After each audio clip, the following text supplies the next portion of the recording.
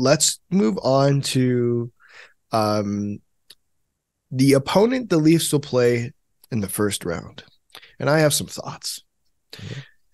So I'm not sure if you saw in their game against Buffalo, Jon Cooper sat the first line. His first line Yeah. in point Stamkos Kucherov. I'm just pulling up the quote now. He did not play the entire third period. So I'm going to read, and I think they lost that game barely. And I want to read you this quote. This is his quote after the game. Well, as coaches, you got to put your team in the best position to win. And 99.9% of the time, those guys give us the best chance to win when they're on the ice. It just felt in the third period, they weren't giving us the best chance to win. This team has been unbelievable for a decade. You take the 3 finals. Well, there's a reason a lot of that's happened. We have a set of standards here that everybody adheres to, and it's not pick and choose. It's everybody. It's how it was for today. Like I said, those guys are an extremely important part of our team, but for 20 minutes tonight, I thought that the other guys could get it done. And you know what? They almost did.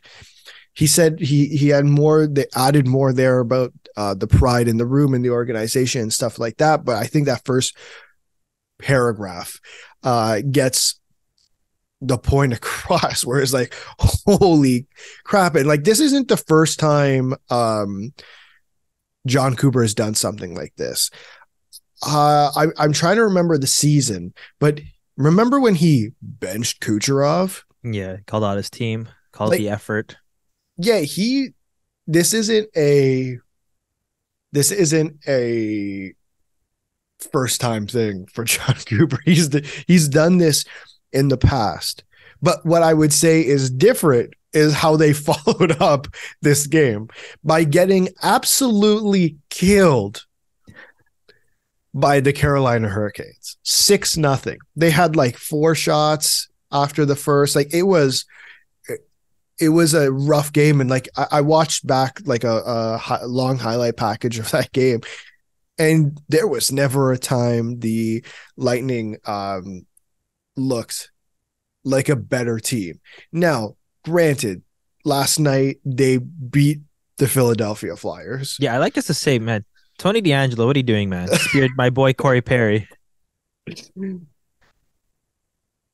But yeah, I don't know. The Lightning, I guess like it's more on display now. Like when they talk about, Jon Cooper talked about that culture in the locker room of these set of standards on things. I guess like one thing is that, there's no preferential treatment whatsoever for the team. I was first looking at it, just it's kind of crazy to me. I think, okay, this is another example. I'm going to use another basketball example, but Okay. this was more of a load management type thing, but it was the kind of thing where Greg Popovich on the Spurs at the time, I think he just had that faith in his bench and his role players where on a nationally televised game, he sat Tim Duncan, Tony Parker, and Manu Ginobili. But that was for load management. Load management. Right? But at the same time, like he said the same thing where it's just like, there's the other guys there that I think they could pull it off. Jeez, that's ballsy, I feel like, in basketball. Yeah. But yeah, listen, let's be real frank here. This means nothing. This means absolutely nothing. The Tampa Bay Lightning are going to be fine. I really just think, and you tell me if you disagree, I just think this is a slight bump in the road for the Tampa Bay Lightning. Yeah, we've talked about them so many times in their competitive window that this is a team that we've seen respond to adversity, and it's never a smooth road for the Tampa Bay Lightning. We talked about Columbus. We talked about the back and forths getting into those 2 cup wins. And for me, like as another team, I wouldn't see it as like, oh, look, there's cracks in the foundation. It's more of like, okay, it's another challenge they're going to go through. Like, how are they going to be now when we go into the playoffs? Because I don't see a fractured team. I don't see in any way a declining team. I think they're rejuvenated, like for two things. Like we talk about what's been going on this latest stretch. We can even say losing in the finals. Like how's that affecting them right now?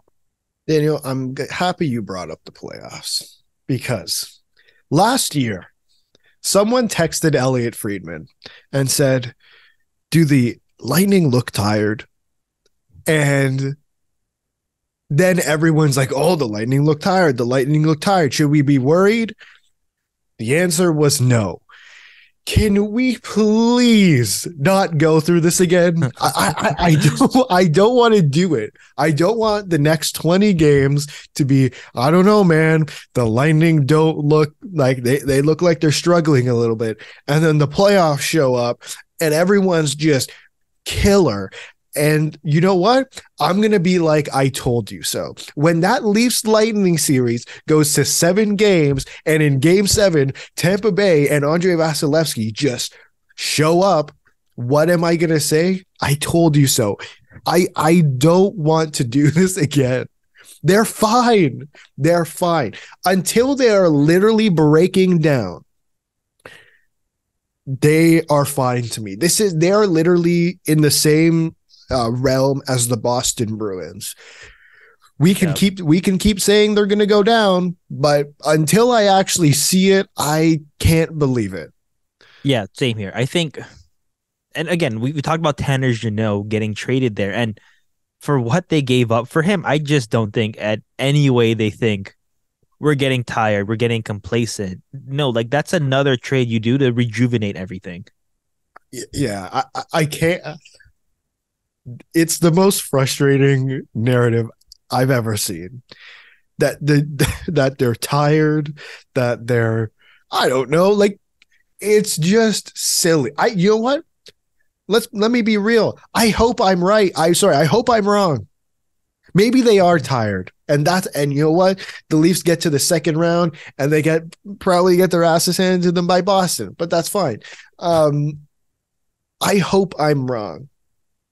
I hope they're tired. Maybe. I don't know. But I can't do this for the next 20 games where we have to have the narrative that, I don't know about Tampa. I don't know. I kind of agree with like the Jon Cooper thing, not of benching the guys, but more of the faith in them. I think it wasn't just like an empty statement. I think it does make sense because we do look at that top 3 and the production is a bit lower this year. Well, Point was injured for the first bit. Stamkos, it's like he's probably going to finish in the 70s. I think Kucherov's the only one surging, but it is true when you look at like the rest of that line. Like Brendan Hagel has somehow become a point per game player. I mean, he's had the goals and he was able to do that in Chicago, so it's just kind of crazy. Stamkos has 65 points in 64 games. Okay. I think he's gonna, dude, we always forget about this, or maybe it's just me, but he had 106 points last year. Yeah. Like, it's lower. See, Mike just wanted to get 82. Oh, okay, fine. He is like there. That's it. You know, we always talk about like the guys we don't count out. Yeah. I'm not counting him out. I would never count Steven Stamkos out. He had 19 points in the playoffs last year. Like, I'm not counting these guys out until I literally see them breaking down. Yeah, same. And you know, you have Anthony Cirelli in fantasy. You understand. I also have Braden Point, and I also have Braden Point in fantasy. Yeah, it's all these guys scoring. Like we've talked about, even their defense. We didn't mention their defense. Like I have Mikhail Sergachev in fantasy, and he's fit that Ryan McDonough role perfectly. Yeah, they're going to be like we walked into the playoffs. Let's put this in perspective. We walked into the playoffs last year saying, I don't know, like they might be tired. They beat the Leafs in 7. Then they beat the Panthers in 5, right? They didn't sweep, or did they sweep they didn't sweep the Panthers, did they? Let me go check that. I don't think they swept the Panthers. I think it was 4-1. Then they went to the Eastern Conference Finals, were down 2-0 and won 4 straight games against the New York Rangers, who had the best goalie in the NHL last year, in Igor Shesterkin. And then they went to 6 games against the Colorado Avalanche, who were an absolute beast. Yeah, they lost to a juggernaut. Like, the only way to beat them was a juggernaut. And confirming, yeah, they did sweep the Panthers. They swept the Panthers. Okay. They swept the President's Trophy winner, Florida Panthers. Yeah. And that was when they were tired. What? Stop it. Enough. Like, let's not. They're fine. They're not breaking down. They're fine.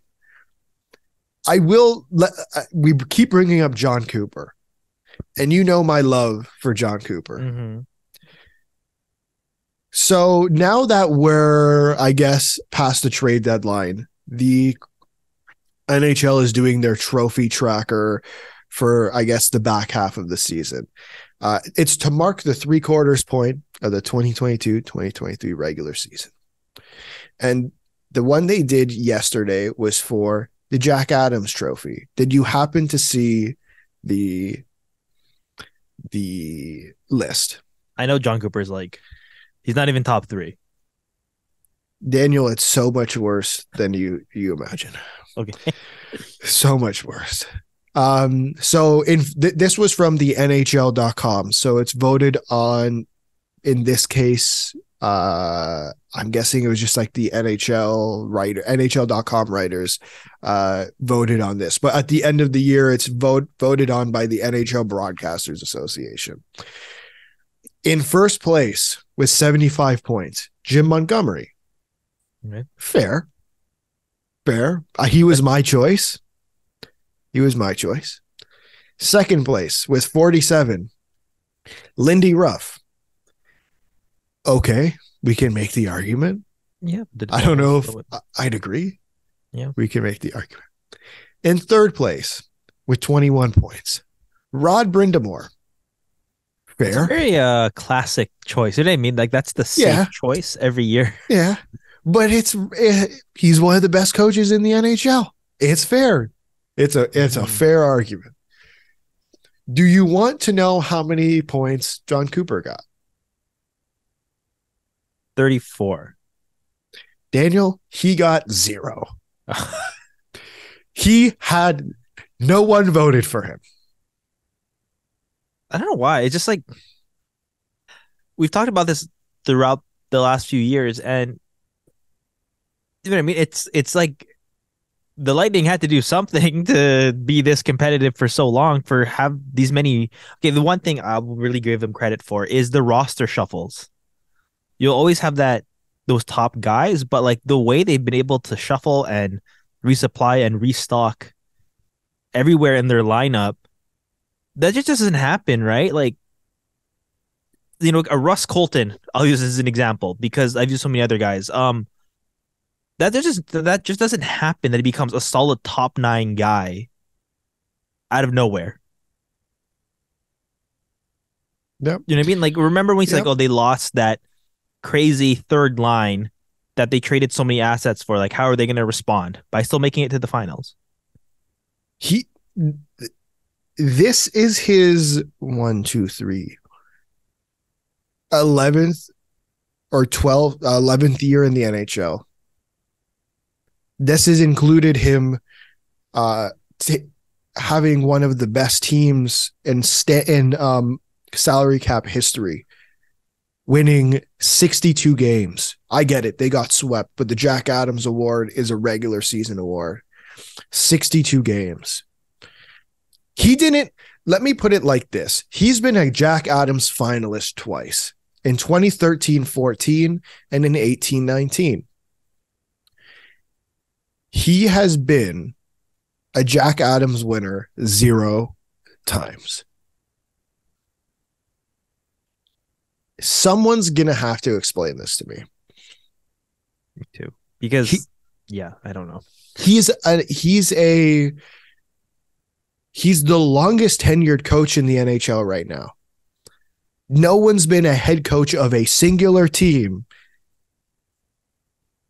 right now than him. Yeah, it's crazy. Like, yeah, I just realize that. Like, there's the same faces here and there, but like they all move around. But John Cooper hasn't. What am I missing? I don't know. What am I missing? I don't understand what he has to do to win. Is he the only guy who has such a good team that he can't win this award? Daryl Sutter won it last year. Didn't he have a good team? Yeah, they were solid. I think, Rod, but that was also like, how to describe it? Like, there's like certain narratives of that. Um, like when I mean like certain narratives, I mean like maybe we've reached a point where it's like there's too much of a juggernaut that we don't have that like underdog story anymore of a guy turning it around and winning it. But well, I that's what think this that he award should win. is. Yeah, he should win for a model of consistency and roster turnover and still doing so well. Yeah. I just the fact that he hasn't been a finalist more than twice, how he's not a finalist almost every year is beyond me. Like I just I can't understand why the award for the best coach, it's the Jack well, it's supposed to be for the best coach, Mm-hmm. but it's the goes to the coach who's led his team to the playoffs, who we didn't think was going to make it to the playoffs, is essentially what it's become. This Yeah. year, it might be an anomaly. This year, it might be Jim Montgomery because he should get it. Yeah. It was a team we thought was going to make the playoffs, but are so much better than we expected. And I think he's played a major part in doing that. Yeah. But how he has 0 votes is beyond me. Like, can I read you some of the names respectfully of who are also on this list? Mhm. Dean Evison got a point. Yeah, okay. Derek Lalonde got 2 points. Okay. Todd McClellan in LA got 5 points. Bruce Cassidy got 9. Rick Bonus also got 9. Like, what?